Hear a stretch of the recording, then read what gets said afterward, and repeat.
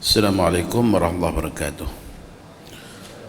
Alhamdulillah wassalatu wassalamu ala Rasulillah wa ala alihi wa sahbihi wa man walah. Qala rabbi shrah li sadri wa yassir li amri wa hlul 'uqdatam min lisani yafqahu qawli. Rabbi yassir wa la tu'assir, rabbi tammim bi khair. Terima kasih pada akhina al-fadhil pimpinan majlis yang dimuliakan akhina al-fadhil Ustaz Aiman Subri hafizahullah wa mata'allah bisihatin wa afiyah. Ayahanda kita al-fadhil Ustaz Subri hafizahullah wa mata'allah bisihatin wa afiyah.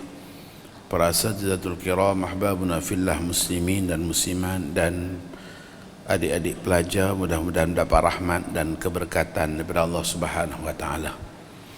Alhamdulillah, segala puji dan syukur kepada Allah Subhanahu wa taala kerana dengan limpahan rahmat, taufik, hidayah dan juga inayah daripada Allah Subhanahu wa taala, pada pagi ini kita dapat sama-sama bertemu untuk kita daurahkan kitab 36 adab terhadap Al-Quran daripada hadis Al-Quran, hadis dan juga athar, yang mana kitab ini asalnya ialah kitab yang berjudul Ta'zimul Quran, pengagungan kepada Al-Quran, yang saya terjemahkan daripada kitab Dr. As'ad As-Sagharji rahimahullahu ta'ala, dan kita namakan dengan judul 36 adab terhadap Al-Quran.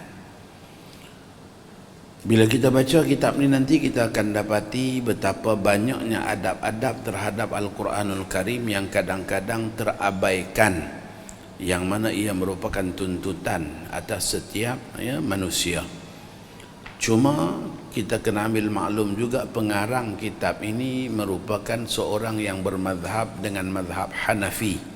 Maka ada beberapa perkara dalam sebutan-sebutan beliau, ada yang beliau mengangkat pandangan daripada mazhab Hanafi. Beliau merupakan pakar rujuk dan juga alim dalam mazhab Hanafi. Kalaulah di Syam kita ada Dr. Wahbah Zuhail yang mengarang kitab fiqh Islami yang sangat besar dan mewakili ulama Syafi'iyah, maka Dr. As'ad As-Sagharji ini merupakan tokoh alim allamah yang mengarang ensiklopedia dalam fiqh mazhab Hanafi. Namun tulisan beliau berkenaan dengan ta'zimul Quran ni sangat-sangat menyentuh hati dan perasaan kita. Bagaimana beliau mengumpulkan satu persatu hadis-hadis dan juga athar para sahabat berkenaan dengan tuntutan dalam kita memuliakan dan mengagungkan kitab suci Al-Quran. Memandangkan tempoh daurah kita ni agak singkat, jadi kita langsung baca bab demi bab. Mana yang perlu diperincikan kita perincikan, mana yang boleh kita kita lajukan, dibaca secara sardan. Sardan ni laju-laju. Tapi almarhum guru kami Syekh Husni Jinting pesan, jangan terlalu sardan, nanti anak muridnya jadi sardin. Jadi insya-Allah kita taklah laju sangat, masih lagi santai, dan insya-Allah mana yang perlu diberi penjelasan panjang kita panjangkan, yang perlu diringkas kita ringkaskan. Baik, kita tengok pada halaman yang ke-11. Bab yang pertama, antara tuntutan kita dalam memuliakan dan mengagungkan Al-Quran ialah mempelajari dan mengajarnya. Quran itu diturunkan kepada Nabi SAW supaya kita pelajari dan juga kita mengajarkannya kepada orang lain. Daripada Sayyidina Uthman bin Affan radhiyallahu ta'ala anhu, bahawa baginda Nabi SAW bersabda, khairukum man ta'allama al-Qur'ana wa 'allamah.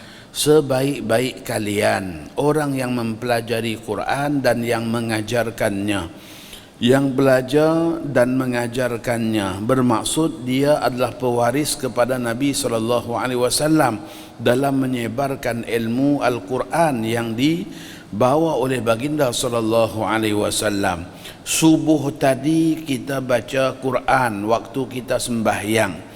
Bacaan yang kita baca ialah bacaan Imam Hafs bin Sulaiman bin Mughirah al-Asadi.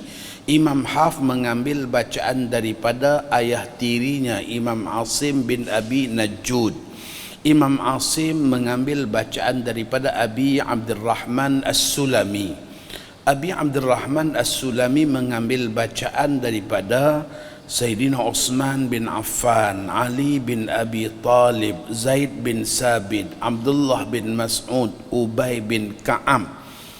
Kemudian sahabat-sahabat itu pula mengambil bacaan daripada Rasulullah sallallahu alaihi wasallam.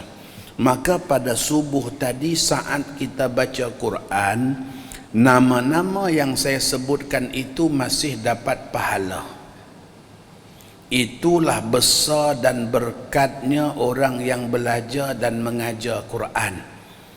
Semua nama yang kita sebut tu dah lebih 1000 tahun meninggal dunia, tetapi masih masuk dalam akaun pahala masing-masing tiap kali ada umat yang baca Quran.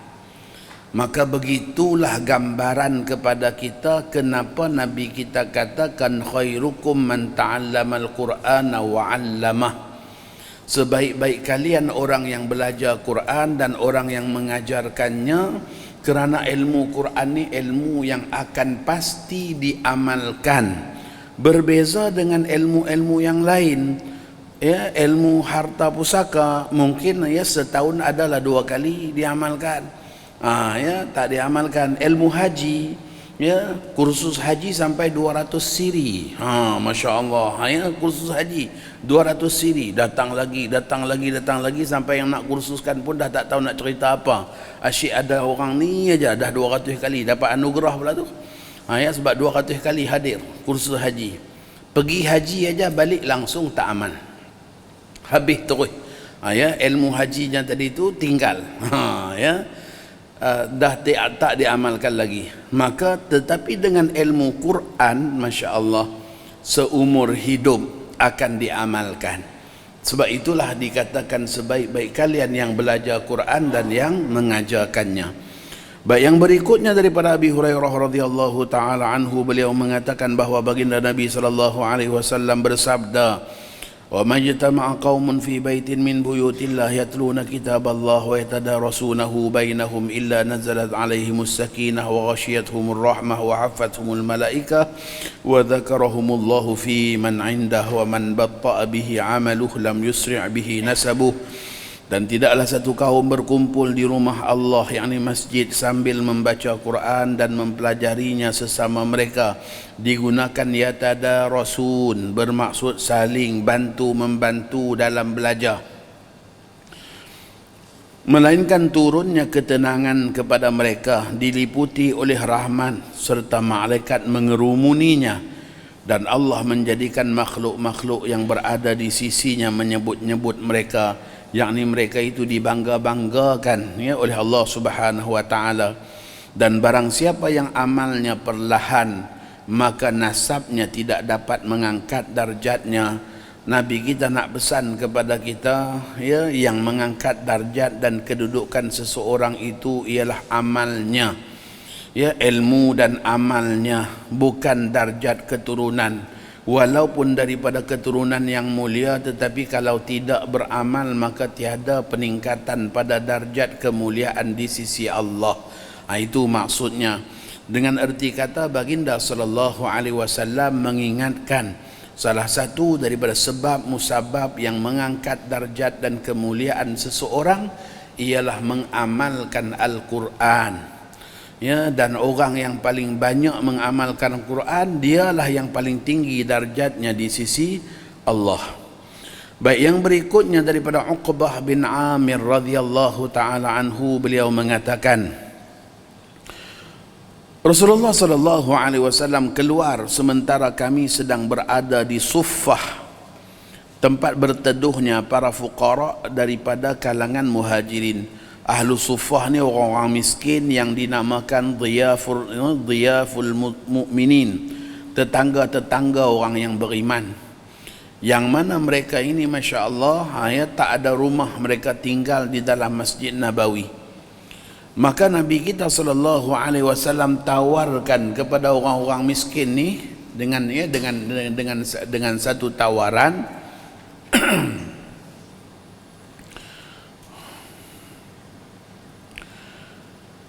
Siapakah di antara kalian yang suka pergi ke Buthan atau ke Aqiq, lalu ia pulang dengan membawa 2 ekor unta yang gemuk-gemuk dengan tanpa membawa dosa dan tidak pula memutuskan silaturahim. Maksudnya apa? Dia boleh dapat unta yang besar dalam hal keadaan tak ambil siapa-siapa punya, bukan dengan merampas hak kepunyaan orang.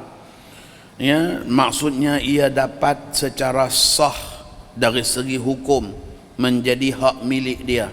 Siapa yang nak pergi ke Buthan ataupun ke Aqiq, ya, yang mana dia pergi ke sana dan dia boleh bawa balik 2 ekor unta yang gemuk, yang baik-baik, tanpa menjadi dosa, ya, dan tanpa mengambil hak siapa-siapa, maka orang-orang fakir ni rasa teruja dengan tawaran Nabi tu.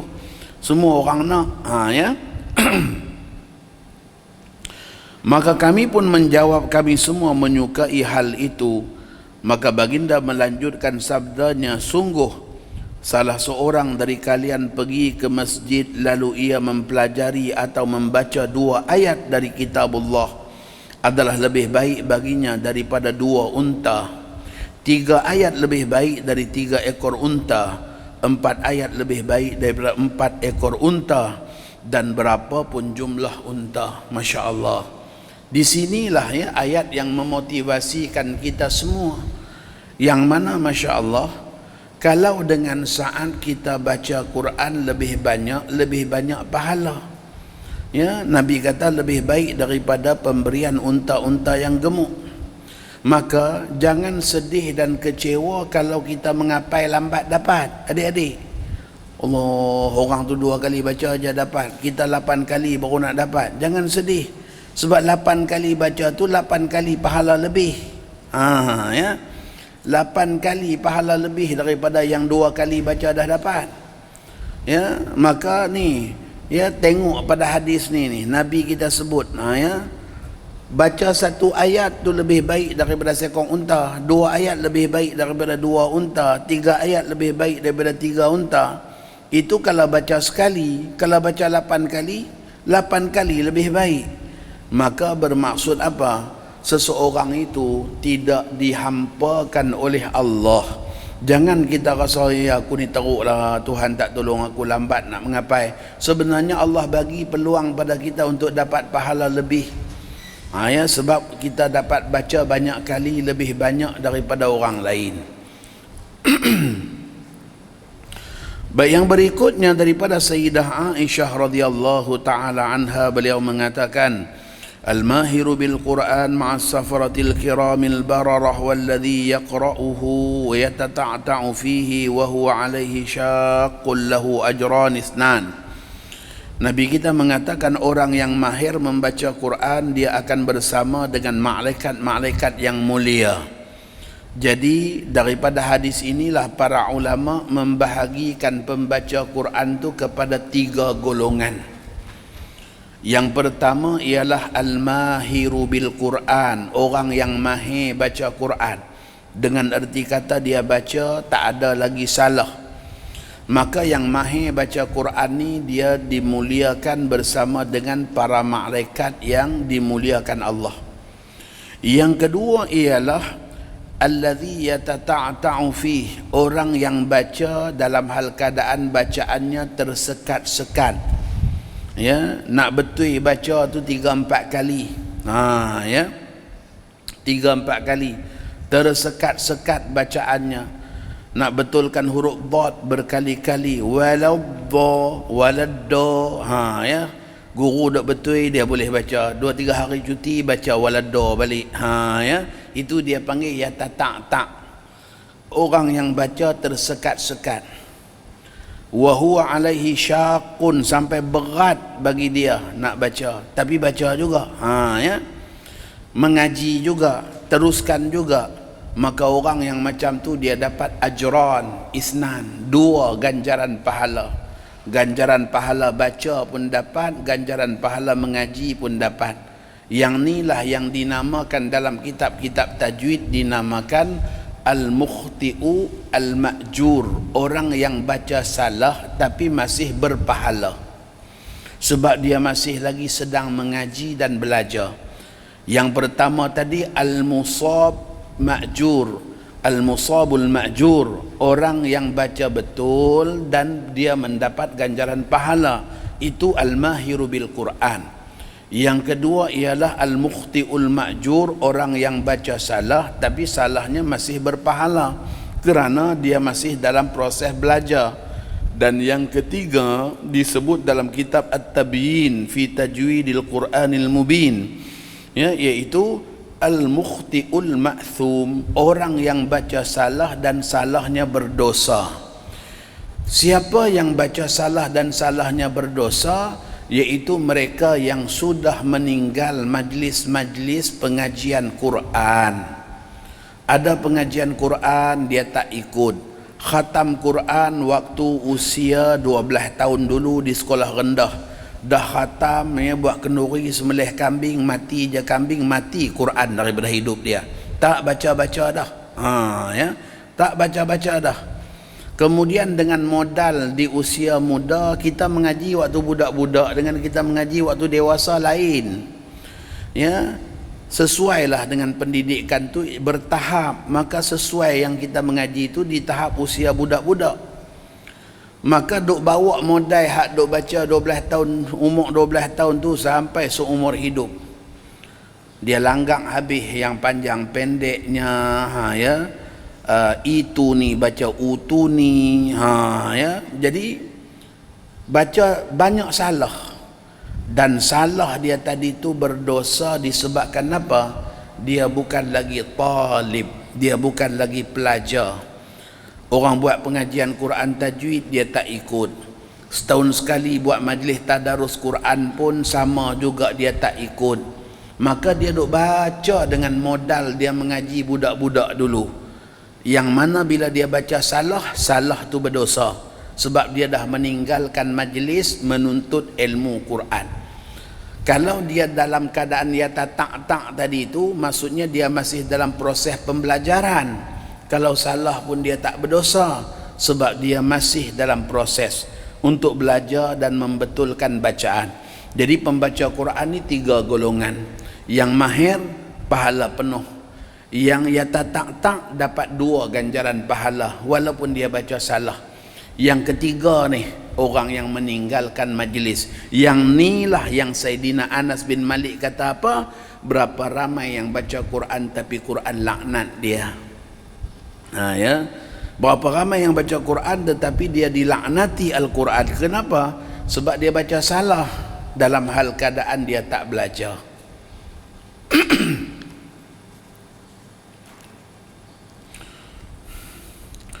Baik, yang berikutnya daripada Sayyidina Ibnu Abbas radhiyallahu taala anhuma, katanya Nabi sallallahu alaihi wasallam bersabda, innal ladzi laisa fi jawfihi syai'un minal Qur'an kal baitil kharibi, sesungguhnya orang yang di hatinya tidak ada sedikit pun ayat Quran, maka ia laksana rumah yang rosak. Orang yang langsung tak ada dalam rongga badan dia, tubuh badan dia, yakni ayat suci Al-Quran. Alhamdulillah, ya, faqra' ma tayassarta minal Quran itu benar-benar berlaku kepada umat ini. Apabila surah Fatihah tu hampir majoriti umat dapat ingat. Maksudnya dalam rongga tubuh kita ni ada ayat suci Quran, paling kurang tidak pun surah Al-Fatihah. Baik, bab yang kedua, melazimi tilawah Quran. Antara tuntutan dalam mengagungkan dan memuliakan Quran ialah kita melazimi membaca Quran, menjadikan baca Quran itu sebagai rutin harian. Allah berfirman memuji mereka yang sentiasa melazimi tilawah Al-Quran. Laisu sawa'a min ahlil kitabi ummatun qa'imatu yatluna ayatillahi ana al-laili wa hum yasjudun. Ahli kitab itu tidaklah sama Di antaranya ada golongan yang telah memeluk Islam macam Sayyidina Abdullah bin Salam, macam Sayyidina Salman Al-Farisi. Abdullah bin Salam mewakili orang-orang Yahudi yang masuk Islam. Salman Al-Farisi mewakili orang-orang Nasrani yang masuk Islam. Dan kedua-dua tokoh ni adalah tokoh yang sangat lazim dengan baca Quran. Di antara mereka ada golongan yang telah memeluk Islam dan tetap berpegang kepada agama Allah yang benar. Mereka membaca ayat-ayat Al-Quran pada waktu malam semasa mereka sujud, yakni mengerjakan solat. Wahum yasjudun di situ dengan makna wahum yusallun. Ini kalau kita mengaji dia panggil zikrul juz iradatul kull, menyebut sebahagian dengan makna keseluruhan. Bukanlah maksudnya baca Quran dalam sujud, tidak. Baca Quran dalam solat. Tetapi yasjudun di sini dengan makna yusallun. Sebab dalam hadis jelas tegahan membaca Al-Quran di dalam sujud. La yaqra'anna ahadukum syai'an minal Quran wa huwa sajidun. Janganlah seseorang daripada kalian, jangan sama sekali seseorang daripada kalian membaca Al-Quran dalam hal keadaan dia sedang sujud. Maka ulama mengatakan tegahan itu tegahan makruh, baca Quran dalam sujud. Maka dengan sebab itulah dalam kitab-kitab fiqh kita bila bincang antara rukun mana yang afdal antara qiyam dan juga sujud, walaupun dikatakan tempat yang paling hampir seorang hamba dengan Allah ialah ketika mana hamba itu sujud, tetapi apakah sujud itu merupakan rukun yang paling afdal? Ulama mengatakan tidak. Sebab apa? Sebab di dalam sujud ditegah membaca seafdal-afdal zikir. Quran adalah seafdal-afdal zikir. Maka dengan sebab itulah qiyam menjadi rukun yang lebih afdal daripada rukun sujud. Maka dengan sebab itulah juga Imam Ar-Ramli ada menyebutkan sekiranya seseorang itu dia mampu berdiri, tapi kalau dia dah turun sujud ke bawah dia tak mampu bangun lagi, maka pada ketika itu lebih afdal dia solat secara berdiri daripada dia turun sujud. Disebabkan apa? Kerana memuliakan rukun berdiri yang lebih afdal daripada rukun sujud. Dia sembahyang 4 rakaat boleh berdiri, tapi kalau dia dah turun sujud ke bawah dia tak boleh bangun lagi. Maka pada ketika itu dia lebih afdal solat secara berdiri, rokok dan sujudnya juga secara berdiri. Rokok dia rokok, sujud dia rendahkan lagi dia punya rokok ke bawah. Itu lebih afdal. Kalau dengan seseorang itu tak mampu berdiri tetapi dia mampu sujud di bawah dengan sempurna, maka pada ketika itu tuntutannya ialah dia sujud di bawah.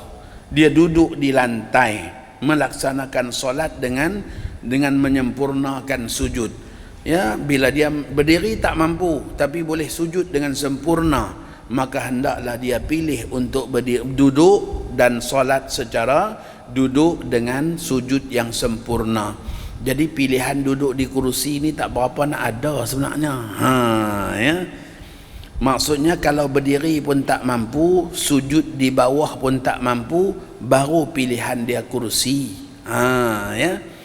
Baru pilihan dia kursi. Mengikut Imam Ramli. Bahkan beliau kata tak sah kalau orang tu mampu sujud dengan sempurna tapi dia tak turun sujud. Dia berdiri tak mampu, tapi kalau dia duduk bawah dia boleh sujud dengan sempurna, maka dia wajib duduk di bawah. Sebab apa? Kalau duduk di kursi solat dia tidak sah. Itu ikut Imam Ramli. Macam tu. Maksudnya pilihan kursi ini kalau berdiri pun tidak, sujud di bawah pun tidak, barulah pilihan kursi. Baik. Jadi antara rukun yang afdal ialah qiyam. Sebab apa? Sebab dalam qiyam ada baca Quran, dan baca Quran seafdal-afdal zikir. Baik, daripada Ibnu Umar radhiyallahu taala anhuma bahawa baginda Nabi SAW bersabda, sesungguhnya perumpamaan seorang yang menjadi pemilik Al-Quran, yakni orang yang hafaz Al-Quran, adalah seperti seorang pemilik unta yang terikat. Jika dia sering mendatanginya, maka dia akan tetap menguasainya, tetapi jika dilepaskan, maka akan larilah unta tersebut. Ini peringatan kepada kita semua berkenaan dengan tuntutan melazimi baca Quran sampai ingat. Ya, hafal Quran bukan sampai khatam. Ramai yang letak target hafal Quran sampai khatam, ya, tapi lepas khatam nanti dia tak ingat. Maka ya, betulkan niat nak hafal Quran seumur hidup, bukan nak hafal Quran sampai khatam. Kita ni nak jadi hafiz Quran seumur hidup, maka seumur hidup kita itulah proses kita sedang melalui proses-proses untuk usaha ingat Quran.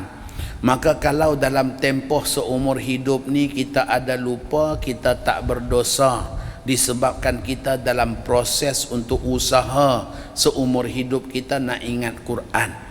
Tapi kalau kita target kita hanya hafal sampai khatam saja, selepas khatam lupa, maka menanggunglah dengan dosa melupai ayat-ayat Allah. Ya, jadi betulkan niat nak hafal Quran sampai seumur hidup.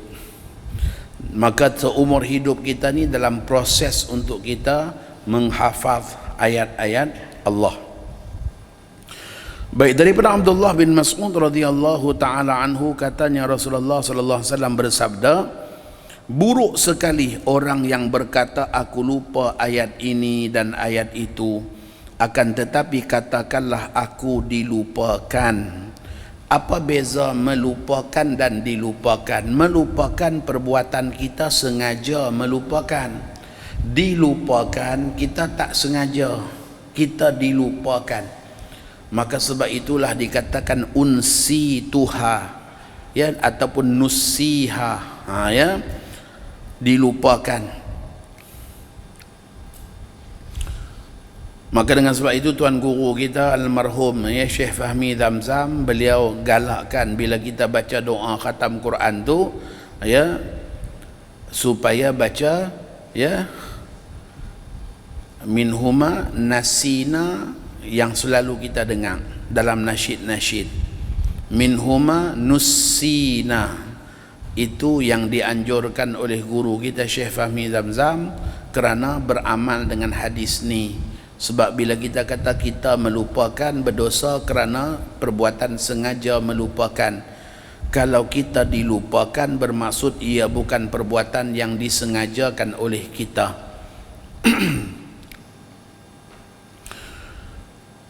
Dan untuk itu ingatlah kamu akan Al-Quran, sesungguhnya Al-Quran itu lebih mudah terlepas dari dada seseorang daripada binatang ternak.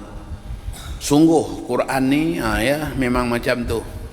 Saya dulu setahun setengah khatam hafazan, kemudian ambil masa 6 bulan membaca satu hari 10 juzuk selama 6 bulan tanpa tertinggal, sehari 10 juzuk. Kemudian pernah juga ambil masa 3 bulan baca satu hari 15 juzuk, sehari 15, 2 hari khatam, 2 hari khatam. Kemudian ya pernah ambil syahadah, ya, buat syahadah di Masjid Nabawi, ya, dengan Syekh Muhammad Tamim Zu'bi, tasmi' sehari 10 juzuk, ya, tasmi' sehari 10 juzuk. Ya, kemudian bila dah sibuk-sibuk dengan kerja, dengan apa sekarang ni, ya, kalau kita nak ingat Quran, kata guru kami Syekh, ya, Syekh Muhammad Syekh Ahmad Abdul Rahman, yang pertama jadi imam. Sebab bila kita jadi imam ni kita akan mengulang, ya, akan mengulang Quran. Yang kedua, kalau kita tak jadi imam, kita kena mengajak madrasah tahfiz. supaya kita sentiasa bantu orang lain hafal, maka insya-Allah Allah bantu kita untuk kita kekal ingatan. Ya.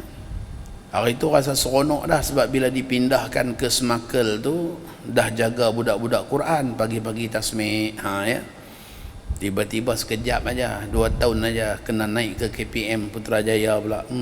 Ya. Maka terpaksa ulang balik rutin harian dulu-dulu. Sehari baca 3 juzuk. Ya.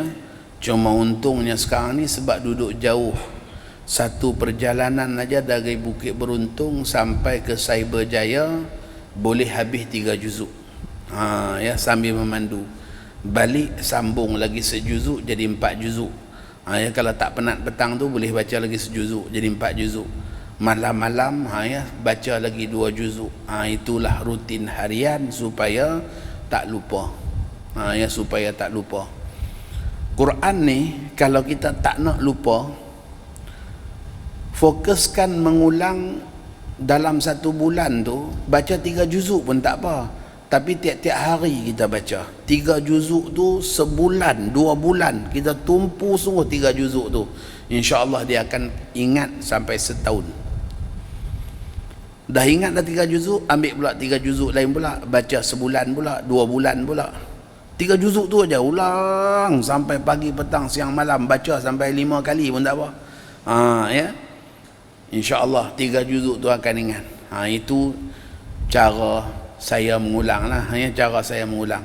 Bila kita dah ingat dah, maka ayat yang kita ingat tu jangan duk pergi buka Quran, nak pergi duk baca pula dah. Yang ingat semuanya hanya dibaca ketika memandu, hanya dibaca ketika berjalan pasar malam, hanya dibaca ketika ketika macam tu aja. Yang kita belum ingat, itu yang kita kena duduk buka Quran tumpu sungguh. Ya, yang dah kita ulang sampai kita ingat dah, kejap dah ingatan tu, jangan baca waktu santai-santai, jangan baca waktu kita nak tumpu sungguh-sungguh. Ya, baca hanyalah waktu dalam perjalanan, waktu kita ya sambil-sambil aja. Itulah ya cara saya mengulang daripada dulu sampai sekarang. Baik, berikutnya daripada Ibnu Umar radhiyallahu taala anhuma, daripada Nabi SAW, yang ni penting. Idza qama sahibul Quran faqara'ahu bil laili wan nahar dzakarah wa idza lam yaqum bihi nasiyah. Kita hafal Quran ni dah hafal lancang dah. Baca seorang-seorang boleh, pi baca depan kawan je sangkut. Itu tanda belum ingat. Abang-abang semua, itu tanda belum ingat. Kita dah baca depan kawan lancang dah, elok pi depan ustaz aja sangkut. Ya, itu juga tanda belum ingat. Dah baca depan ustaz dah lancang, tapi takbir Allahu Akbar aja dalam sembahyang sangkut. Sebab waktu tu kita menghadap Allah, pemilik Quran, maka itu tanda kita tak ingat lagi. Ya, maka dengan sebab itu Nabi kita pesan ni, siapa juga hafal Quran, kalau dia baca Quran dalam sembahyang, maksudnya dia boleh baca dalam sembahyang, itu tandanya dia benar-benar ingat. Zakarah, Nabi janji. Maka dengan sebab tu 2 tahun saya ada di Semakel, waktu saya bimbing halaqah elit, budak-budak yang dah 30 juzuk ya, mengulang satu hari 3 juzuk dengan saya. Ya, buat macam mana? Habis aja budak tasmik dengan kita suruh dia pergi takbir, langsung sembahyang, baca balik yang awak tasmik dengan ustaz tadi dalam sembahyang. Nanti kita tanya balik, macam mana baca dalam sembahyang tadi, sangkut tak? Kalau sangkut maksudnya apa? Kena ulang lagi sampailah tak ada satu ayat pun dia sangkut. Itu tanda baru dia benar-benar ingat. Ya, maka dengan sebab tu hafal Quran ni kita kena ada kawan yang boleh sama-sama dengan kita bangun sembahyang malam, kita baca sejuzuk, dia semak kat belakang. Ya, dia jadi imam kita pula semak, itu insya-Allah lama kelamaan Quran akan kuat dalam ingatan kita. Apabila seorang pemilik Quran hafaz Al-Quran membacanya sewaktu solat pada waktu siang dan malam, nescaya dia akan hafal dan ingat ayat-ayat Quran. Jika dia tidak melakukan yang demikian, maka dia akan melupakannya. Tapi kalau dia tak buat, lama-lama ayat-ayat Quran yang dia hafal semuanya akan terlupa bila tak baca dalam solat. Kita kena ingat ni, kita hafal Quran bukan untuk orang lain, untuk diri kita. Ya, hafal Quran ni untuk diri kita. Kalau takat hafal Quran supaya mak ayah kita dapat syafaat, banyak lagi amalan lain boleh bagi syafaat mak ayah. Kalau takat hafal Quran sebab nak dapat syurga, ya, banyak lagi amalan lain boleh dapat syurga. Tak payah nak pening-pening hafal Quran. Ya, kalau hafal Quran kita katakan untuk kita katakan mendapat kemuliaan di hari akhirat, banyak lagi kemuliaan lain juga boleh dapat bukan melalui Quran, bukan melalui hafal Quran. Syurga boleh dapat, tolong syafaat mak ayah pun boleh, semua boleh dapat. Tapi satu aja pada Quran ni tak ada pada amal lain, iaitu apa dia? Ahlul Quran hum ahlullah wa khassatuh. Ahli Al-Quran mereka itu ialah VVIP Allah, yang ni tak ada pada amalan-amalan lain. Ya, maka nak jadi VVIP Allah tu kita ke orang lain? Kita lah yang hafal. Maka dengan sebab itu hafal Quran ni untuk diri kita, bukan hafal Quran untuk jadi imam. Sebab kalau nak jadi imam pun, imam dituntut baca hak pendek-pendek. Bila masa nak baca panjang? Waktu kita sembahyang malam, bukan kita jadi imam kat orang. Maka baca hafal Quran ni untuk diri kita, bukan untuk orang lain. Kalau target nak jadi imam je tak payah. Sebab apa? Sebab jadi imam, ya, idza shalla ahadukum bin nas falyukhaffif. Bila seseorang daripada kalian mengimamkan orang lain, maka bacalah yang ringan-ringan. Nabi suruh baca pendek-pendek. Bila masa nak baca sejuzuk satu malam? Waktu kita seorang-seorang. Sebab itulah hafal Quran ni untuk diri kita sendiri, bukan untuk orang lain. Yang berikutnya daripada Anas bin Malik radhiyallahu taala anhu bahawa Rasulullah sallallahu alaihi wasallam bersabda, "Uridat alayya ujuru ummati hatta al-qadah yukhrijuha ar-rajulu minal masjidi wa uridat alayya zunubu ummati falam ara dhanban a'zama min suratin minal Qur'an aw ayatin utiha rajulun summa nasiyaha." Dibentangkan kepadaku pahala umatku hinggakan kotoran kecil yang dikeluarkan oleh seorang lelaki daripada masjid pun ada pahala. Dan dibentangkan kepadaku dosa-dosa umatku, dan tidak aku lihat dosa yang lebih besar daripada dosa seorang lelaki yang diberikan satu surah atau satu ayat dari Al-Quran kemudian dia melupakannya. Jadi kita kena ingat, hafal Quran hukum dia sunat. Ingat Quran yang kita hafal hukum dia wajib seumur hidup. Lupa Quran yang kita hafal dosa besar, bukan dosa kecil. Ya, dosa besar, bukan dosa kecil. Maka dengan sebab itulah kena usaha supaya kita ingat. Selangkah kita dah masuk dah dalam bidang Quran ni, ya, selamanya seumur hidup, ya, terbeban atas bahu kita kewajipan ingat Quran. Tak boleh dah nak lalai, kata Imam Nawawi, tak boleh nak sibuk dengan hal-hal lain selain daripada usaha untuk ingat semula ayat-ayat yang dibaca. Kecuali seorang yang disibukkan dalam urusan umat manusia. Contohnya dia jadi ulama, dia jadi qadi, dia jadi mufti, dia jadi hakim, sehingga menguruskan urusan manusia sampai ke peringkat dia tak dapat nak mengulang baca Quran macam orang lain. Maka orang yang macam tu kalau dia ada terlupa, dia tak berdosa.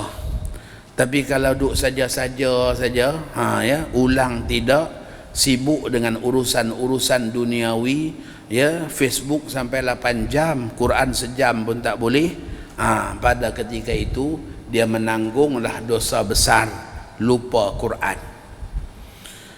Keterujaan mak ayah nak hantar anak-anak ke tahfiz ni hebat zaman kita ni, ya. Tetapi mak ayah kadang-kadang dia tak bantu anak dia yang dah hafal untuk ingat. Dia tak sediakan keadaan yang sepatutnya untuk anak dia yang hafal ni. Bila anak dah khatam, Masya Allah, ya, share, kongsi status dan sebagainya, seronok anak dah khatam. Tapi tak pernah tanya anak tu ulang tak Quran hari ni, abang dah baca ke belum, hari ni berapa juzuk, baca dengan abah, tak ada macam tu, ya. Maka pada ketika itu dia tak mempersiapkan anak dia dengan tugas yang dah wajib atas diri anak dia, iaitu wajib ingat Quran. Ya, maka ya, sebagai peringatan kepada kita semua, hafal itu sunat aja, tapi bila dah hafal selamanya wajib. Ya, dulu-dulu hafal ustaz surah Sajadah, tapi sekarang ni tua-tua tak ingat dah, sama berdosa. Bukan nanti hafiz saja yang berdosa, hafal satu surah pun hafiz satu surah, ya, lupa berdosa juga, ya. Baik, yang berikutnya daripada Abi Hurairah radhiyallahu taala anhu bahawa Nabi SAW bersabda, di hari kiamat akan didatangkan empunya Quran, maka berkata Quran, wahai Tuhanku, pakaikanlah dia dengan pakaian perhiasan, yakni kemuliaan. Maka orang tersebut diberikan mahkota kehormatan. Al-Quran berkata, wahai Tuhanku, tambahlah pakaiannya, yakni perhiasannya, maka orang itu diberi selendang kehormatan. Al-Quran lalu berkata lagi, wahai Tuhanku, redailah dia, maka dia diredai. Ini sebagai satu, ya, sebagai satu pujukan daripada pengarang sesudah dia datangkan, ya, hadis yang pedas bagi kita semua dalam hal keadaan Masya Allah kalau lupa berdosa besar. Maka penutup bab ni dia datang hadis bagaimana orang yang berusaha ingat Quran, maka Quran nanti jadi syafaat di hari kiamat, sehingga Quran yang akan minta kemuliaan untuk orang yang menjaganya. Baik, yang berikutnya, bab yang ketiga, menghadirkan hati terhadap apa yang dibaca, bertafakur dan menangisinya. Jadi di antara tuntutan dalam memuliakan Quran, Quran ni dibaca, difahami dan dihayati. Ya, dibaca, difahami dan dihayati. Tidak akan hadir hati semasa membaca Quran sekiranya bacaan secara haz. Haz ni bacaan yang dia cepat-cepat, macam kita baca syair, macam kita hafal matan, ya, lebih cepat kita baca, lebih kuat ingatan kita, ya. Alhamdulillahi dzil jalali wa syari'il halali wal harami, summa salatullahi ma'salami ala nabiyil mustafa tahani Muhammadul hadi minad dalali wa afdalis sahbi wa khairi ali. وبعد هذه ذبد نظمتها أبياتها ألف بما قد زدتها يسهل حفظها على الأطفال نافعة للمبتدئ الرجال. Lagi laju kita baca, lagi kuat ingatan, ya. Tapi Quran tak boleh buat macam tu, sebab Quran ni kita dituntut baca sambil kita menghayati. Dan Quran juga tak boleh baca daripada belakang. Ni ada ni program-program motivasi ni sebab dia nak tunjuk kata budak-budak dia ni hafal Quran hebat. Ingat, boleh terbalikkan ayat daripada belakang, naik. Hukum dia haram. Menterbalikkan ta'qisul ayah fil Quran, hukum dia haram. Ya, nak tunjuk kata pelajar kita ingat sangat sekalipun, tak payahlah sampai terbalikkan ayat. Sebab menterbalikkan ayat, mensonsangkan ayat Quran tu, hukum dia haram.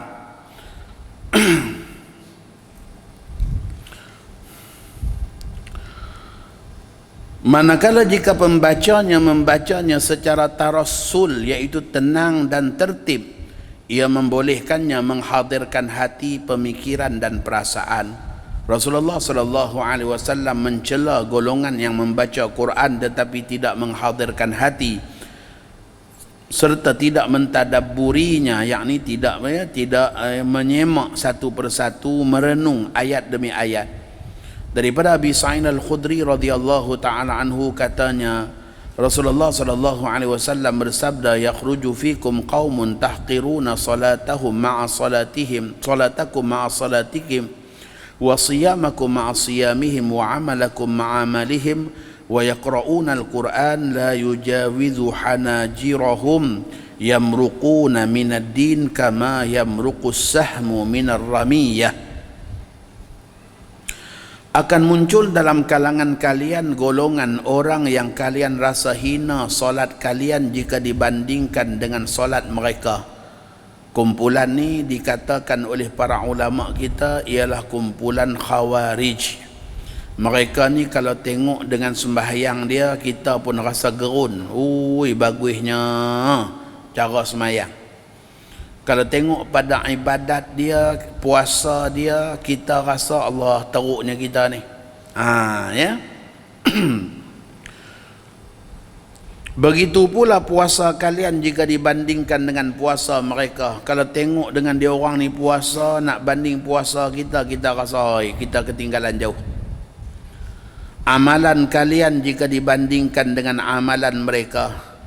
Mereka membaca Al-Quran namun tidak melewati kerongkong-kerongkong mereka. Baca Quran takat bunyi di mulut saja, tak meresap ke hati. Bahkan mereka ni dahsyat sehingga ayat-ayat Quran yang dibaca untuk orang kafir dihukum kepada orang Islam, maka mereka mudah mengkafirkan orang lain. Ini kumpulan Khawarij. Sayyidina Abdullah bin Abbas pernah dihantar oleh Sayyidina Ali bin Abi Talib berdebat dengan kumpulan Khawarij. Bukan sikit-sikit anak, belasan ribu orang. Bila Abdullah bin Abbas masuk jumpa kumpulan Khawarij ni, Abdullah bin Abbas rasa apa yang Nabi sebut ni, sungguh mereka ni kuat baca Quran, mereka ni kuat ibadat, mereka ni Maka apabila ditanya kepada mereka beberapa soalan, kenapa sampai kalian semua meninggalkan Ali? Sampai kalian semua meninggalkan Ali. Maka mereka kata Ali menerima majlis tahkim. Majlis tahkim. Macam mana bila berlaku peperangan antara Sayyidina Ali dan juga Sayyidina Muawiyah, akhirnya diperdamaikan dengan majlis tahkim. Maka Ali menerima penghakiman seseorang. Kami tak boleh terima yang ni, kata mereka. Yang kedua, Ali dah menang dah dalam perang Siffin dan berjaya tawan Aisyah. Tetapi Ali tidak mengambil Aisyah sebagai tawanan. Maka kata Abdullah bin Abbas, kalau dalam bahagian tahkim Allah sendiri yang suruh, apabila seseorang itu membunuh haiwan buruan dalam hal keadaan dia berihram, yahkumu bihi dhawa adlim minkum, Allah suruh ambil tahkim zawa adlin minkum untuk menentukan kalau seorang tu bunuh arnab, maka bayar dam dia ganti dengan apa? Maka dihukum oleh zawa adlin minkum. Kalau hal bunuh arnab pun, kata Abdullah, Allah suruh tahkim, ini pula hal bunuh sesama Islam. Kenapa tak boleh tahkim? Apakah kita sepakat dalam masalah ni? Kata segolongan orang, ya betul juga, kami terima. Yang kedua, kalian kata Ali dah menang dan tawan Aisyah, tapi tak jadikan Aisyah hamba tawanan. Kata Abdullah bin Abbas, Mana mungkin nak jadikan Aisyah hamba tawanan, sebab Aisyah adalah ibu kepada seluruh orang-orang yang beriman. Kalau kalian kata Aisyah bukan ibu kalian, kalian kafir kerana menafikan ayat suci Al-Quran. Apakah kita sepakat hal ni? Ya, kami sepakat. Ya, itu kebijaksanaan Sayyidina Abdullah bin Abbas. Akhirnya 4,000 orang bertaubat kembali kepada Ali, baki belasan ribu lagi meninggalkan Sayyidina Ali. Degil. Ibadat hebat, ya, puasa hebat, tapi bila baca Quran tak faham. Ya, bila baca Quran tak faham dan tak ambil faham.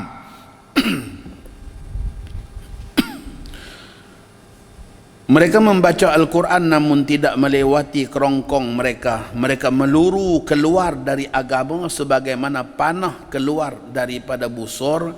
Macam mana meluncur lajunya panah keluar, macam itulah cepat mereka ni terkeluar daripada Islam. Sebab apa? Sebab dia mudah mengkafirkan saudara Islam yang lain. Siapa yang hukum kafir pada orang Islam yang lain, kalau kekufuran tu tak betul, maka kafir tu patah balik pada dia. Lantaran itu membaca Quran hendaklah membacanya dengan teliti.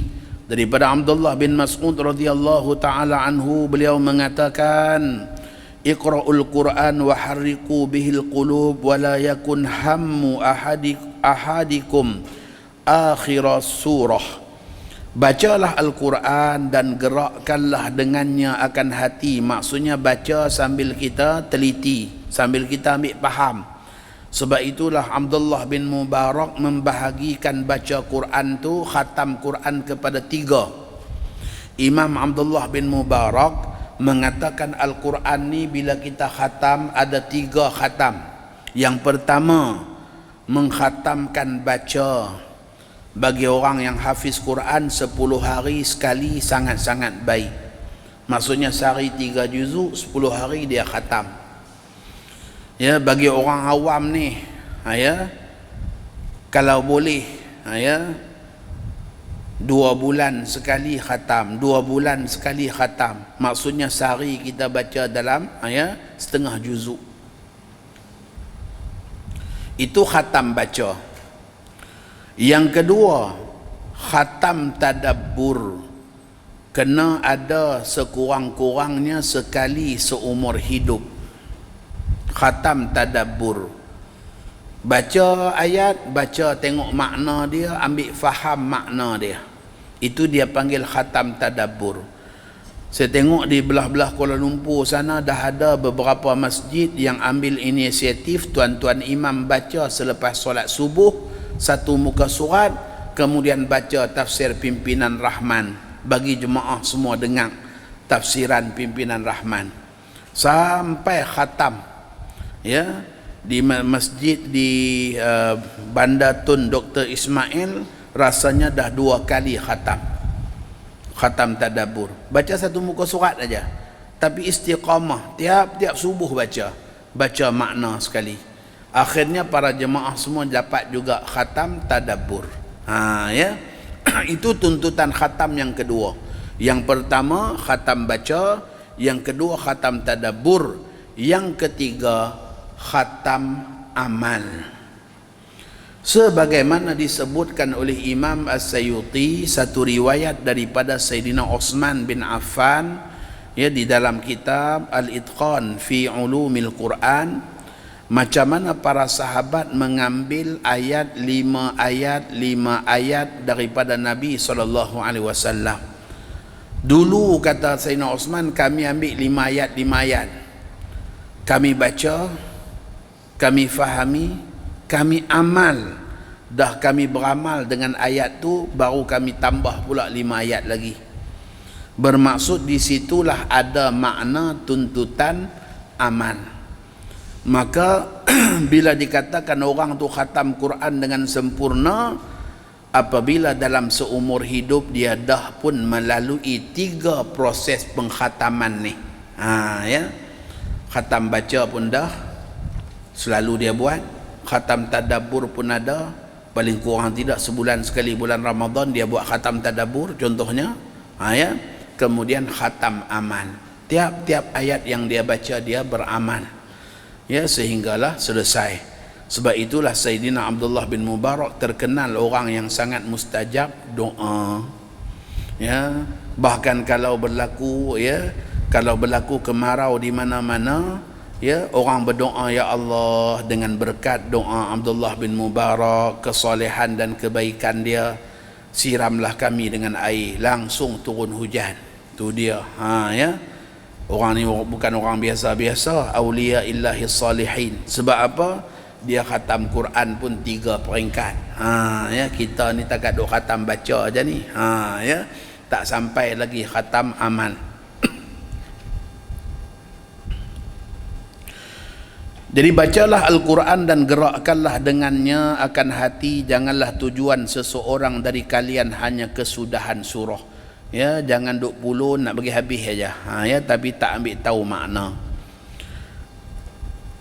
Baik, berikutnya daripada Abi Sa'id Al-Khudri radhiyallahu taala anhu, beliau mengatakan Rasulullah sallallahu alaihi wasallam pada tahun peperangan Tabuk telah menyampaikan ucapan dalam keadaan baginda bersandar kepada tunggangannya sambil bersabda, "Mahukah aku khabarkan kepada kamu sebaik-baik dan sejahat-jahat manusia? Sesungguhnya sebaik-baik manusia adalah lelaki yang berjihad pada jalan Allah di atas belakang kudanya atau untanya atau di atas 2 telapak kakinya, yakni berjalan kaki, sehinggalah maut menjemputnya, maksudnya mati syahid. Sesungguhnya sejahat-jahat manusia adalah lelaki jahat yang membaca Quran tanpa merasa terkesan kepada satu apapun daripadanya." Dia baca Quran tapi tak ada terasa apa, nak beramal pun tidak, apa pun tidak, tak terkesan dalam hidup dia.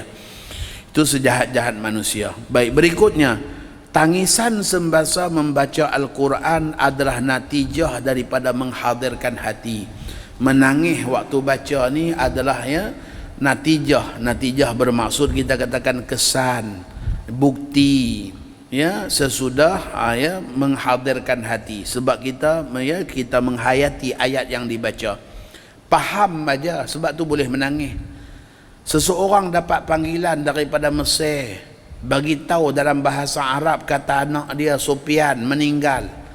Dia tak ada apa pun dengar Sufyan macam tu dah, tak ada terkesan apa pun. Sebab apa? Tak faham. Ya, tak faham. Ni anak awak Sufyan ni meninggal aksiden, tapi cakap dalam bahasa Arab tak faham. Tak ada apa pun, tahu Sufyan aja. Ya. Tiba-tiba ada seorang ambil telefon, cakap, "Ni makcik nak bagi tahu, anak makcik ni Sufyan baru aja meninggal." Tiba-tiba aja yang mata terus menitik. Sebab apa? Bahasa sama, cerita Sufyan juga. Ya, tapi hak tadi cakap Arab tak faham. Bila cakap dalam bahasa dia faham, ayat mata mengalir. Maka itu bukti kepada kita bahawa, ya, tuntutan tadabbur, ya, untuk menangis dalam baca Quran ni sebab faham. Selama tak faham tak boleh menangis. Ya, kalau menangis juga pun sebab terkesan orang sebelah menangis aja. Dia menangis dah juga. Ya, kita kena faham ke? Tak, saya menangis sebab saya tak menangis dah. Ya, menangis dah juga sebab apa? Rasa sedih. Orang boleh menangis, dia tak menangis. Ya, Sayyidina Ikrimah, Masya Allah, bukan baca Quran, baru pegang Quran aja, dia kata kitabu Rabbi, kalamu Rabbi, ayat mata dah menitik dah. Tu dia. Ya, itu Ikrimah bin Abi Jahal, yang satu masa musuh Nabi, tapi Masya Allah, bila dah jadi orang soleh, pegang Quran dia tak baca lagi, ayat mata dah bertakung dah. Ya, kerana penghayatan, pengagungan. Ya. Firman Allah Subhanahu wa taala, Allahu nazzala ahsanal hadithi kitaban mutasyabiha mathaniya taqsha'iru minhu juludul ladzina yakhshawna rabbahum summa talinu juluduhum wa qulubuhum ila dzikrillah dzalika hudallah yahdi bihi man yasha wa man yudlilillahu fama lahu min had. Allah telah menurunkan sebaik-baik perkataan, yaitu kitab suci Al-Quran yang bersamaan isi kandungannya antara satu dengan yang lain, tentang benarnya dan indahnya. Ayat Quran ni sama antara satu sama lain pada kemuliaan dia, pada keindahan dia, pada kebenaran dia, yang berulang-ulang keterangannya dengan berbagai cara, yang oleh kerana mendengarnya atau membacanya kulit badan orang-orang yang takut kepada Tuhan mereka menjadi seram sejuk, ya. Kemudian kulit badan mereka menjadi lembut serta tenang tenteram hati mereka menerima ajaran dan rahmat Allah. Kitab suci itulah hidayah petunjuk Allah. Allah memberi hidayah petunjuk dengan Al-Quran kepada sesiapa yang dikehendakinya. Dan ingatlah, sesiapa yang disesatkan Allah disebabkan pilihannya yang salah, maka tidak ada siapa pun yang dapat memberi hidayah petunjuk kepadanya. Daripada Abdullah bin Mas'ud radhiyallahu taala anhu, ni cerita Sayyidina Abdullah bin Mas'ud, Nabi kita suruh dia baca Quran.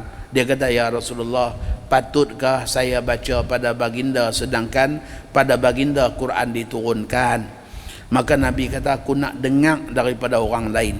Di sini bukti kesunahan mendengar bacaan orang lain. Sunat untuk kita menyemak bacaan orang lain. Hatta dengan Nabi kita menyemak bacaan Abdullah bin Mas'ud. Maka Abdullah pun bacalah ayat surah Nisa apabila sampai pada ayat fakaifa idza ji'na min kulli ummatin bi syahid wa ji'na bika ala haula'i syahida. Nabi kita kata cukup, hasbuk, berhenti takat situ. Bila Abdullah toleh tengok baginda, Nabi kita bergenang air mata kerana faham ayat yang dibaca itu bagaimana keadaan umat manusia yang engkar pada baginda hari akhirat nanti, saat didatangkan baginda sebagai saksi bagi pihak pendakwa raya yang mendakwa kesesatan dan kesalahan mereka yang enggan mengikuti dakwah baginda.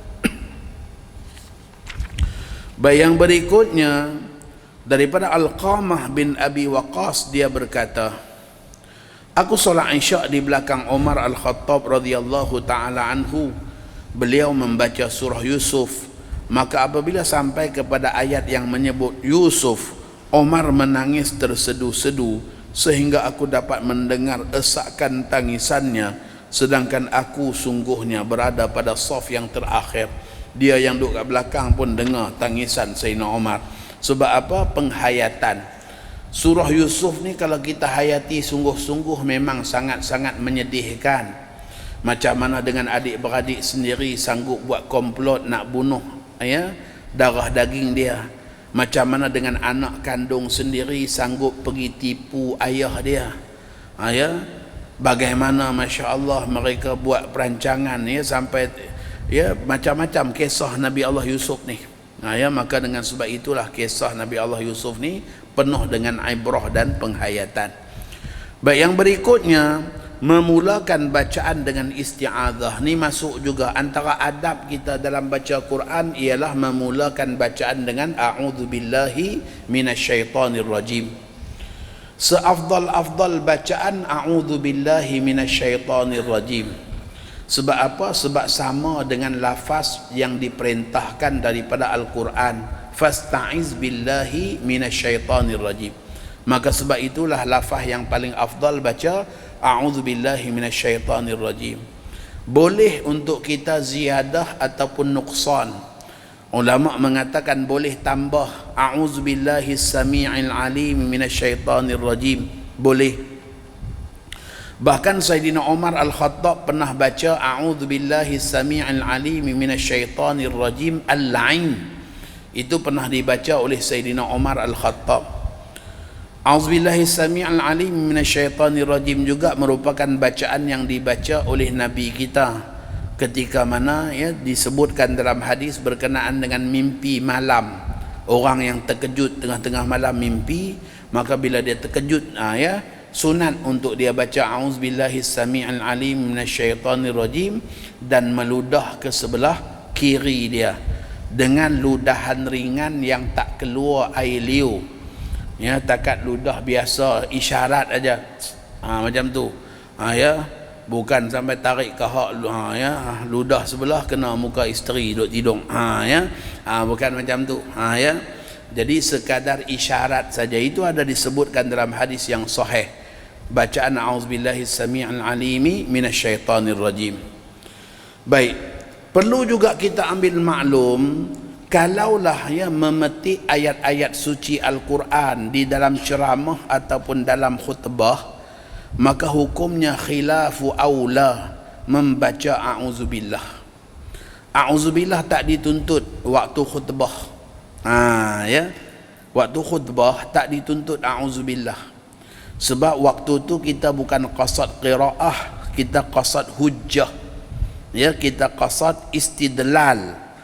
Maka dengan sebab itu ulama mengatakan tak sunat baca a'udzubillah ketika mana khutbah. Tapi kadang-kadang dalam peraturan pertandingan khutbah pun dia masuk sekali. Membaca a'udzubillah tu termasuk adab. Ada budak tak baca, potong markah pula, penin.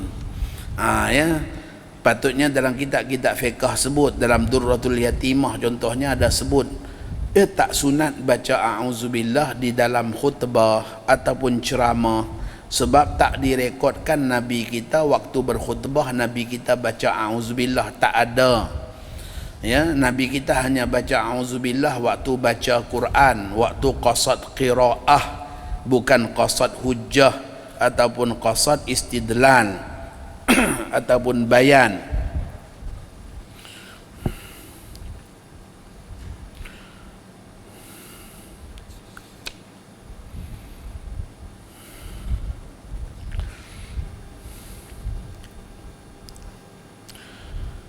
Baik, yang saya rasa bab ni tak perlu kita panjangkan. Kita tengok bab yang berikutnya. Memutuskan bacaan untuk memohon kepada Allah, memuja dan memuji serta zikir-zikir yang lain. Maksudnya ketika mana kita baca Quran, salah satu daripada pengagungan dan kemuliaan kepada Quran, bila kita baca ayat rahmat, kita berhenti berdoa mohon rahmat. Bila kita baca ayat azab, kita berhenti, kita mohon supaya dijauhkan azab. Bila kita baca ayat-ayat yang ada seruan, kita langsung lakukan seruan tersebut. Wastaghfirullah dalam surah Muzammil, maka sunat kita langsung astaghfirullahalazim, sebab perintah beristighfarlah kepada Allah. Sallu alaihi wasallimu taslima, maka kita pun langsung selawat, sebab itulah perintah ayat tersebut. Alaisallahu biahkamil hakimin, tidakkah Allah hakim yang maha adil, seadil-adil hakim. Maka pada ketika itu kita langsung jawab bala, bahkan Alaysa dzalika biqadirin ala ayyuhyiyal mauta, tidakkah Tuhan yang sedemikian itu mampu untuk menghidupkan orang yang dah mati? Maka kita pun jawab ya, bahkan bala. Fasabbih bismi rabbikal azim, bertasbihlah dengan nama Tuhanmu yang agung. Maka kita pun sahut subhana rabbiyal azim. Sabbih isma rabbikal a'la, maka kita pun sambut subhana rabbiyal a'la. Itu maksud adab-adab kita terhadap Al-Quran pada zikir-zikir dan juga pada tuntutan-tuntutan ayat, tanda kita menghayati ayat yang dibaca.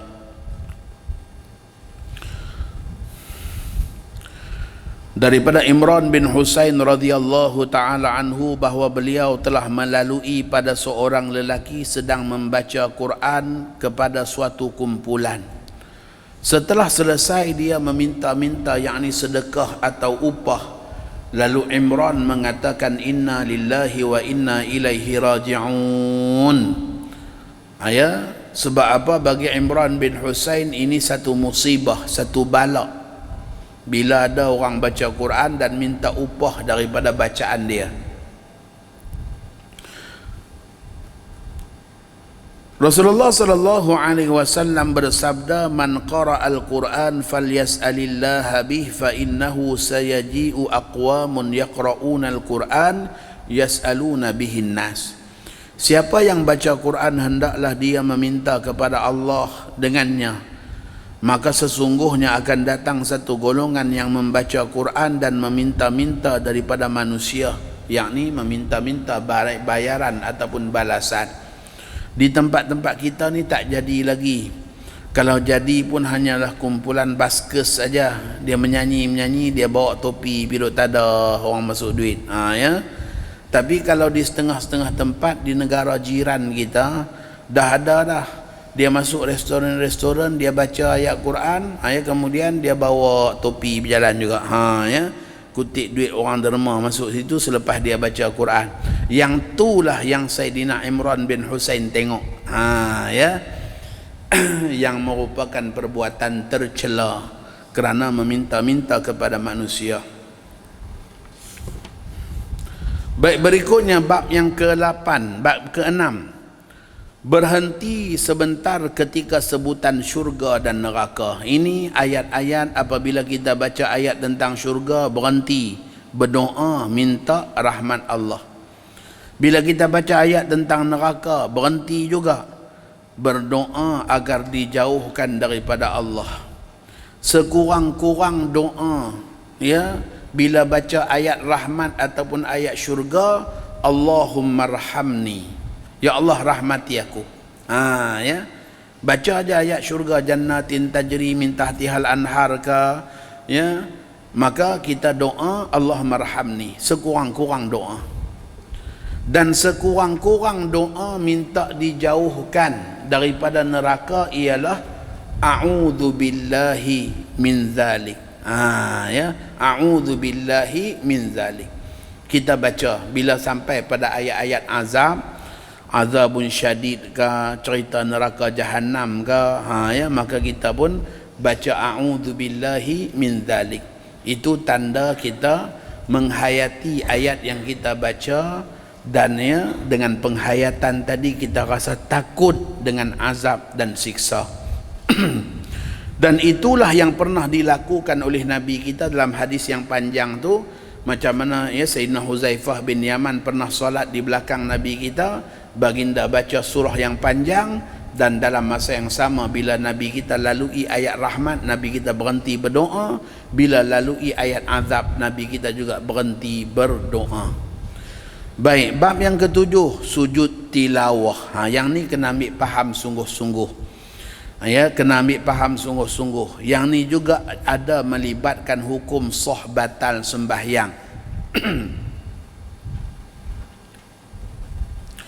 Daripada Abi Hurairah radhiyallahu taala anhu telah berkata, Rasulullah sallallahu alaihi wasallam telah bersabda, "Idza qara'a ibnu Adam as-sajdata fasajada i'tadala syaitan yabki yaqulu ya wailah umira ibnu Adam bisujudi fasajada falahul jannah wa umirtu bisujud fa abaitu faliyan nar." Apabila anak Adam membaca ayat sujud lalu bersujud, maka syaitan menghindarkan dirinya sambil, tolong betulkan tulisan tu, bukan sambal, ya, sambil, ya. Ada beberapa tempat yang tersalah pada cetakan. Sambil menangis lalu berkata, "Celakalah buatnya." Dalam riwayat Abu Quraib, "Celakalah aku. Ibnu Adam disuruh sujud lalu dia sujud, maka baginya syurga, sedangkan aku disuruh sujud lalu aku engkar, maka bagiku neraka." Ya, jadi mazhab Hanafi dia ambil hadis ni lah yang mengatakan bahawa bila kita baca sujud, ayat-ayat sujud, kita wajib melakukan sujud. Sebab kalau kita tak sujud, kita jadi sama macam setan. Ya, maka dalam mazhab Hanafi melakukan sujud tilawah dihukumkan wajib. Perlu kita ambil maklum, tiap-tiap perkara sunat yang dihukum sunat dalam mazhab kita tapi dihukum wajib dalam mazhab lain, maka ia merupakan sunat yang sangat utama. Ya, maka apabila mazhab Hanafi kata wajib sembahyang witir, mazhab kita kata sunat, maka hukum sembahyang witir dalam mazhab kita adalah sunat yang sangat-sangat dituntut. Sebab ada mazhab yang kata wajib. Maka begitulah juga perihal dalam sujud sajadah ni. Apabila ada mazhab yang kata wajib, maka ia jadi perkara sunat yang besar, yang sangat-sangat dituntut. Bahkan Imam Ibn Hajar mengatakan bahawa tiap-tiap perkara sunat yang dihukum wajib dalam mazhab lain, apabila kita buat, kita dapat 2 pahala sunat. Subuh tadi kita sembahyang, kita baca doa kunut, kita baca doa iftitah. Doa iftitah dalam mazhab kita sunat, dalam mazhab Hanafi wajib doa iftitah. Maka saat kita baca, kita dapat ganjaran pahala sunat membaca mengikut mazhab kita, dan kita juga dapat ganjaran pahala sunat kerana meraihkan pandangan wajib. Ya, sunat meraihkan pandangan wajib. Bila kita baca, maka kita dapat ganjaran pahala sunat meraihkan pandangan wajib. Maka begitulah juga pada sujud tilawah ni. Bila kita baca ayat-ayat tilawah, kita buat sujud, maka kita mengamalkan perintah sunat mengikut mazhab kita, dan dalam masa yang sama kita juga telah pun meraihkan pandangan wajib mengikut mazhab Hanafi. Maka pada ketika itu kita dapat 2 ganjaran pahala.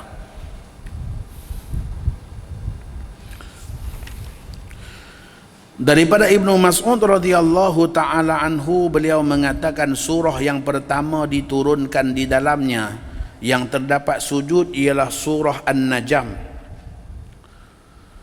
Ibnu Mas'ud berkata, maka Rasulullah sallallahu alaihi wasallam sujud dan diikuti oleh orang di belakang baginda kecuali seorang lelaki. Aku lihat dia mengambil segenggam tanah lalu sujud di atasnya, maka aku melihatnya selepas itu terbunuh sebagai kafir. Namanya, betulkan tu 18 tu, namanya Umayyah bin Khalaf. Waktu orang-orang Quraisy kumpulkan pensyair ahli bahasa yang hebat nak cabar Nabi kita, maka mereka ni pun menggunakan syair-syair mereka untuk dipersembahkan. Zaman dulu orang guna syair untuk naikkan seseorang, dan nak jatuhkan seseorang pun guna syair juga. Zaman tu, zaman sekarang ni media sosial. Nak penaik seseorang pun melalui media sosial, nak pejatuh seseorang pun melalui media sosial. Maka media sosial dah ambil alih tugas syair zaman dulu. Zaman Nabi dulu syair. Sebab syairlah menjadi daya tarikan kepada masyarakat zaman tu. Kat mana ada pensyair, kat situ orang berkumpul. Maka itulah peluang nak berjatuh orang, itulah juga peluang nak penaik orang. Maka zaman ni semua tertumpu pada Facebook. Pakai tengok Facebook. Nak berjatuh orang pun melalui Facebook, nak menaik orang pun melalui Facebook juga. Baik. Maka mereka kumpulkan pensyair-pensyair, pakai syair belaka lah, buat syair ni. Maka bila sampai giliran Nabi kita baca surah An-Najm. Ayat ringkas, pendek-pendek, lafaznya jelas, maknanya tegas, sehingga menyebabkan mereka semua terpesona. Semua yang ada ni terpesona. Sampai digambarkan mereka melengguk-lengguk kepala mereka mengikut alunan bacaan Rasulullah sallallahu alaihi wasallam. Apabila sampai pada ayat sujud di akhir surah An-Najm, fasjudu lillahi wa'budu, maka sujudlah kepada Allah dan sembahlah Allah. Nabi kita pun tersungkur sujud. Kumpulan yang dengar terpesona tadi pun ikut sujud semua. Tak kira Islam ke bukan Islam, pakat sujud semua. Terpesona dengan ayat tu. Kecuali Umayyah bin Khalaf, dia malas nak sujud, dia ambil tanah letak dahi macam tu aja. Kira sujud jugalah. Dia tak sujud. Dia mati dalam perang. Mati dalam perang dalam hal keadaan tak beriman. Jadi itulah ayat pertama yang diturunkan, yang ada padanya perintah sujud. Nabi kita buat sujud dan semua orang ikut melakukan sujud. Ibnu Umar radhiyallahu taala anhu mengatakan Nabi sallallahu alaihi wasallam sering membaca surah yang terdapat di dalamnya ayat sujud, maka baginda pun sujud, lalu kami turut sujud sehingga kami mendapati tidak ada tempat untuk meletakkan dahi untuk sujud, sebab ramai orang tunduk nak sujud sampai tak ada ruang untuk sujud. Bermaksud adanya tuntutan sujud pada ayat-ayat yang ada tuntutan sajadah. Di dalam hadis ini terdapat pernyataan yang jelas tentang sujud bagi setiap ayat sujud yang dibaca dalam Quran, sebagaimana dinyatakan oleh para ulama. Tetapi apakah perbuatan sujud itu wajib atau sunat? Abu Hanifah mengatakan wajib. Jadi kita ambil maklum, mazhab Hanafi kata sujud sajadah ni wajib. Manakala jumhur ulama yang lain mengatakan sujud sajadah hukum dia sunat. Mazhab Hanafi kata wajib, jumhur kata sunat. Tengok pada halaman 29 tu. Imam Syafi'i berkata bahawa hukum sujud adalah sunat berdasarkan riwayat Imam Bukhari daripada Sayyidina Umar Al-Khattab. Beliau membaca surah An-Nahl pada hari Jumaat di atas mimbar. Apabila beliau membaca ayat sajadah, beliau pun turun dari mimbar dan sujud dan diikuti oleh para jemaah, sehingga di hari Jumaat yang seterusnya beliau membaca surah tersebut juga dan berkata, wahai manusia, kita membaca surah sujud, dan barang siapa sujud maka sungguhnya dia memperolehi pahala, barang siapa yang tidak sujud maka tidak berdosa. Lafaz orang yang tak sujud tak berdosa itulah difahami oleh jumhur ulama bahawa sujud itu bukan wajib. Sebab kalau wajib, orang yang tak sujud hukum dia haram dan berdosa. Maka itu hujah mazhab Syafi'i berkenaan dengan sujud sajadah bukan wajib tetapi hukum dia sunat. Dah 10.30 dah, kita rehat dulu. Kita rehat sekejap. InsyaAllah kita akan sambung selepas rehat. Wallahu a'lam.